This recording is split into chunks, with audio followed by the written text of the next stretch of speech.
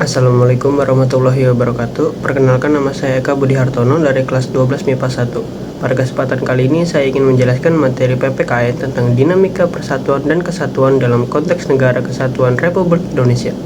Submateri yang akan saya ambil di sini adalah persatuan dan kesatuan pada masa reformasi yang memiliki periode waktu dari tahun 1998 sampai sekarang.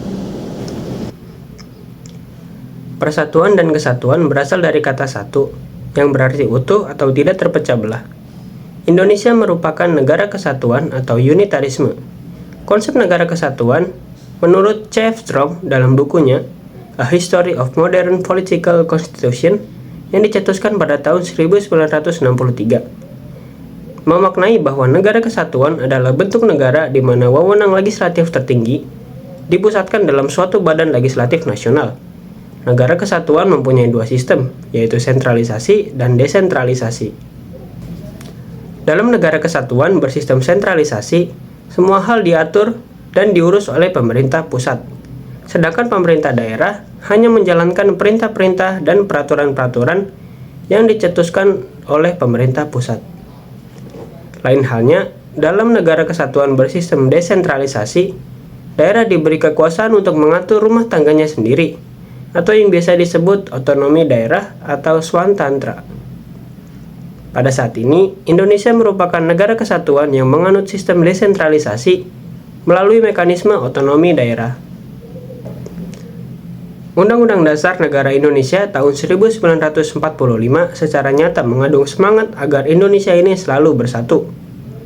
Baik itu yang tercantum dalam pembukaan UUD 1945 maupun dalam pasal-pasal yang langsung menyebutkan tentang Negara Kesatuan Republik Indonesia. Dalam 5 pasal, yaitu pasal 1 ayat 1, pasal 18 ayat 1, pasal 18B ayat 2, pasal 25A, dan pasal 37 ayat 5. Kesatuan wilayah tersebut juga mencakup kesatuan politik, kesatuan hukum, kesatuan sosial budaya, kesatuan ekonomi, serta kesatuan pertahanan dan keamanan. Selanjutnya, kita akan masuk ke bagian utama kita pada materi kali ini, yaitu persatuan dan kesatuan pada masa reformasi. Menurut KBBI, reformasi adalah perubahan secara drastis untuk perbaikan di bidang sosial, politik, atau agama dalam suatu masyarakat atau negara. Latar belakang masa reformasi ini adalah mundurnya Presiden Soeharto yang disebabkan oleh krisis moneter sejak tahun 1997. Kondisi ekonomi di Indonesia pada saat itu tengah sangat amat melemah dan merosot sehingga menimbulkan ketidakpuasan masyarakat. Ketidakpuasan ini kemudian semakin membesar dan memicu terjadinya demonstrasi secara besar-besaran yang dilakukan oleh berbagai aktivis mahasiswa di seluruh wilayah Indonesia. Kerusuhan-kerusuhan ini terjadi hampir di setiap daerah di Indonesia. Dari luar negeri, Amerika Serikat secara terbuka meminta agar Presiden Soeharto untuk mengundurkan diri dari jabatannya sebagai presiden. Sedangkan dari dalam negeri, terjadinya gerakan mahasiswa yang turun ke jalan menuntut agar Presiden Soeharto untuk lengser dari jabatannya. Kepemimpinan Presiden Soeharto semakin menjadi sorotan sejak terjadinya tragedi Trisakti pada tanggal 12 Mei 1998, di mana ada 4 mahasiswa tertembak mati dan memicu kerusuhan Mei 1998 sehari kemudian.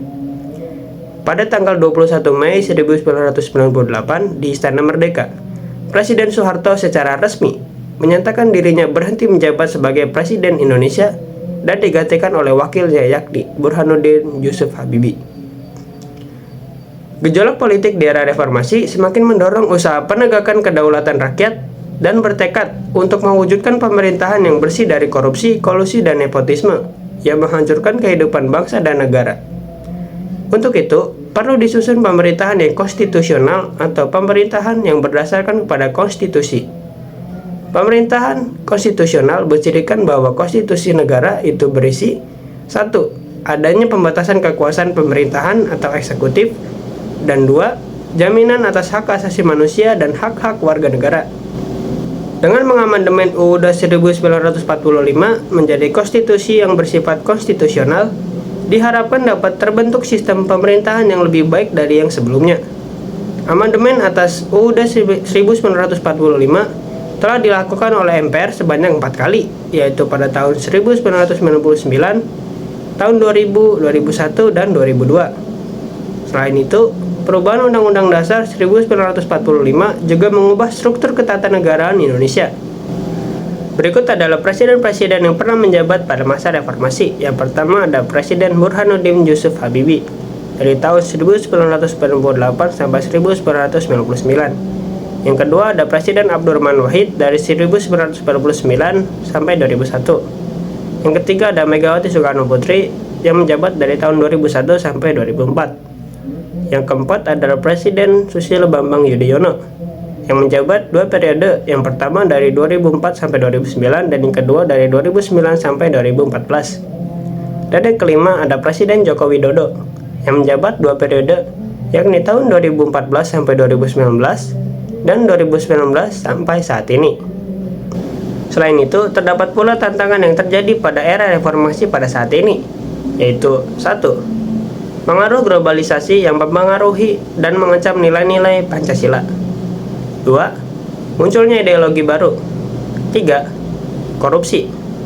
4. Menurunnya rasa persatuan dan kesatuan. Dan yang kelima, yaitu kondisi masyarakat yang diwarnai oleh kehidupan yang serba bebas. Sekian presentasi dari saya, kurang dan lebihnya mohon maaf. Wabillahi taufiq wal hidayah. Wassalamualaikum warahmatullahi wabarakatuh.